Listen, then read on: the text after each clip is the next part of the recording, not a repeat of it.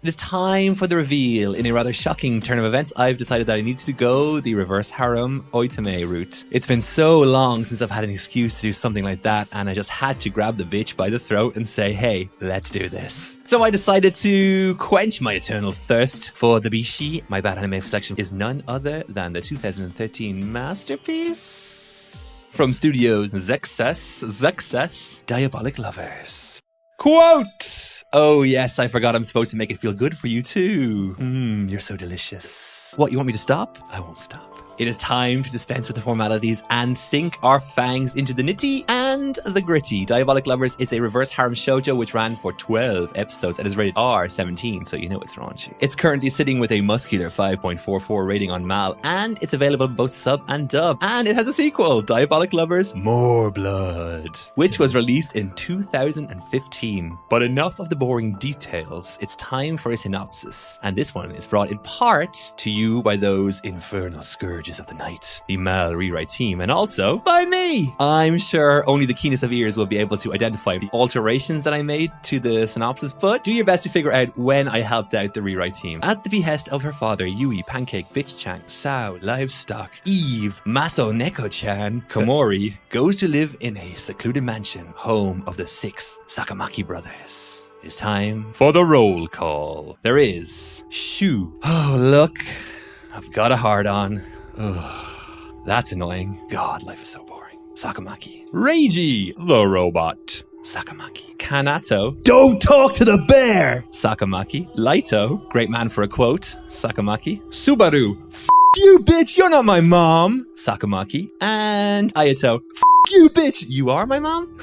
Sakamaki. A family of vampires. Though at first the siblings are confused as to why the girl has arrived, they soon realize that she is to be their new sacrificial bride. Not to mention their other, more carnal intentions for her.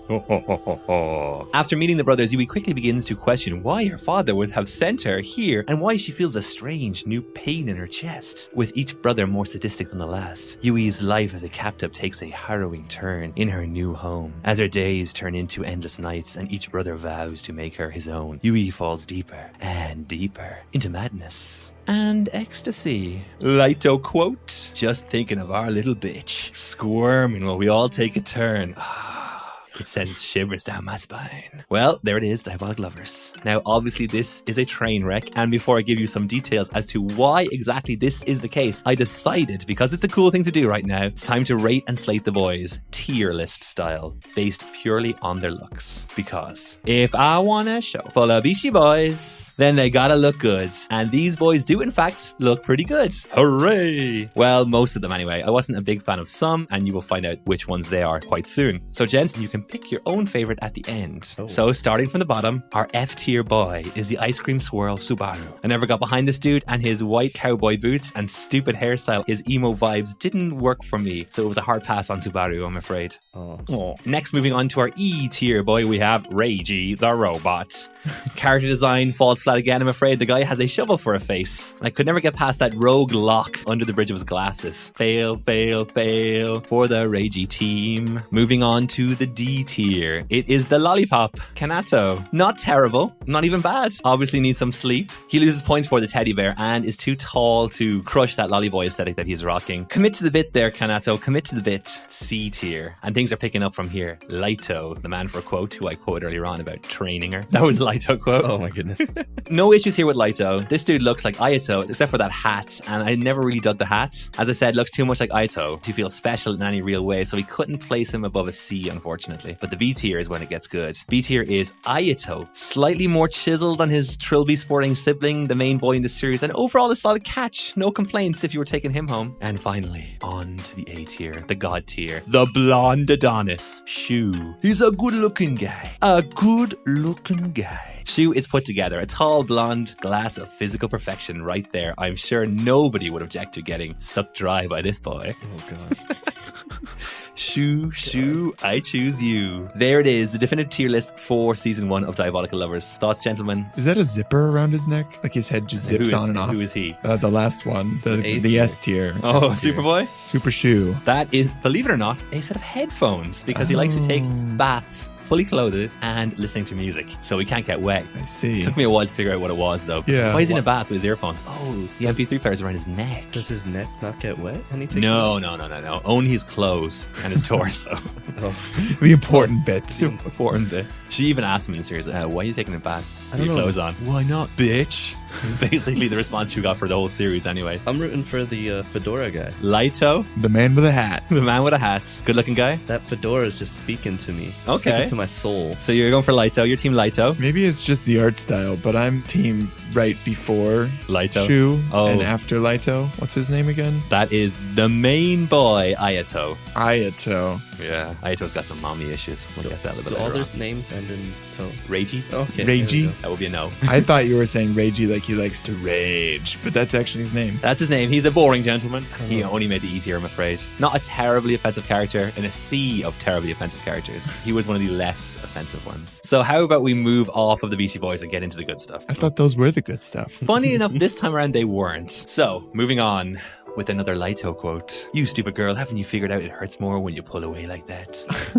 Now, fun stuff aside, Diabolik Lovers is extremely problematic and I need to get serious really quickly. It basically plays out like a rape fantasy. Each vampire bite is this whole ceremony of no, please don't. Moving into a, you'll take it and you'll like it, bitch. You're just a vessel for me to stick my teeth into and I don't care about you or your feelings. No, please stop.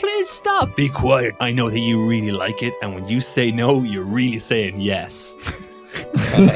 Oh my goodness. Pretty rough stuff there. Large chunks of the series reads like an excerpt from the Rapist Manifesto. But I'm not here to judge the series from a moralistic standpoint. It's pretty popular with the Fujoshi, and it's catered for a female audience and not me. It's not my place to cast judgment on that element of the show. However, it was played up a lot, with at least 20 to 40% of each episode given to bite scenes. They did little to nothing to further the plot, and at certain points were laughably shoehorned in. At several points throughout the series, Yui would be on the verge of making some sort of emotional breakthrough with one of the vampires when it would just randomly degenerate into a bite scene for no apparent reason other than the fact that apparently her blood was just so freaking sweet they couldn't resist. So I decided I would just give you an example of how these scenes generally played out. Oh, vampire, that's really sad. You never made an emotional connection with your mother. That's why you're such an overly aggressive, basket case abusive predator. I feel like I understand you a little bit more now. We can start to build an empathic relationship.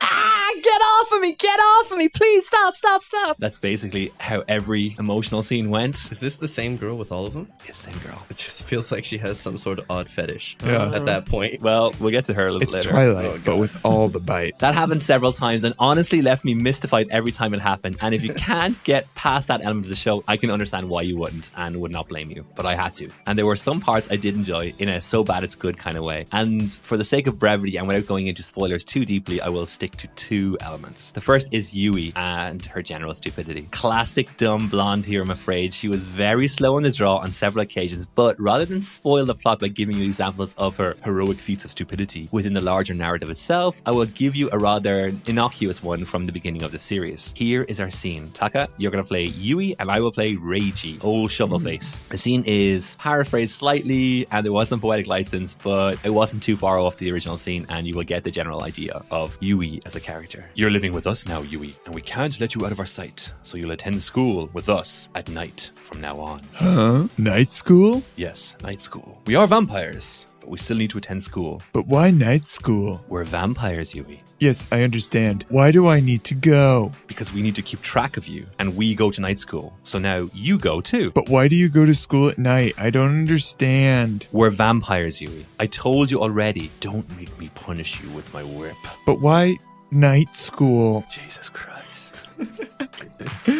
Oh. A little slow on the uptake there from Yui, but honestly for the series it was forgivable and I did get a kick out of her stupidity at certain times. I read some comments on the series saying that she was so dumb she deserved all the things that happened to her, and I couldn't disagree more. Nobody deserves what happened to her in that series, dumb or not. That doesn't justify any of what happened to her, but she was unintentionally funny at times because of it, and overall I think it worked in the show's favor. Now on to the last part, and this is the plot itself. There are some solid gold turds here. They were too good good not to be brought up. As I said already, I have no intention of spoiling this series because it isn't necessary for this review, but there are 2 little spoilers I gotta bring up. So one of the major plot lines of the series was why Yui ended up at the house with the vampires as a sacrificial bride. She was genuinely mystified by this and spent a large chunk of the series trying to figure this out. She even gathered evidence that suggested that her father had readily given her up to the vamps. So it builds up, and eventually during episode 9 we get the reveal. She encounters one of the villains of the series and asks the question, which has carried almost the entirety of the emotional thrust of the series. Why? Why was I brought here? And why did my father give me up to these vampires? This is it, guys. The big reveal. Here it comes. Oh, goodness. I was honestly curious, and here it is. This is what we got.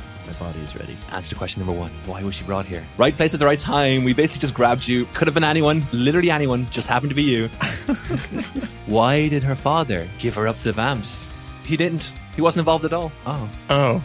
Okay, wow. Well, that sucks. But wait, I thought in episode 1 her dad told her to go live at the house, right? So how could he not have been involved? Oh wait, I'm overthinking it, you say? Stop asking questions, just enjoy all the implied rape and beautiful boys? Oh, okay then, I'll shut up. If you thought that was a whiff, just wait until we got in episode 11. Episode 11, and things are picking up. The villain is about to be defeated. His grand scheme, after years of planning, has just been foiled. And just before he dies, we get the following question from Laito. So why did you do it? What did you hope to accomplish? Great question, Laito. I wanted to know too. This was the moment we would finally be able to make sense of this mess up plot, and the series would wrap up with at least some degree of continuity. The villain looks at Laito and says this: you want to know why I did it? What I hope to accomplish? Yep, we all do. Otherwise, what was the point of actually having a narrative? Well, I would tell you, but it's way too complicated and you wouldn't possibly understand. Wait, what? Well, seriously? Does he die after So I'm not that? even, yeah. Oh my god. It's like, Oh, no. you want to know what this has been all about? You wouldn't get it. It's not really true from what we know about her. It was almost too perfect, them ending the series like that. Truly remarkable stuff. And that was it. That was Diabolik Lovers. That's the review, and I give it the classic reanimated rating of an F+. No witty puns, no nothing. Just don't waste your time with Diabolik Lovers.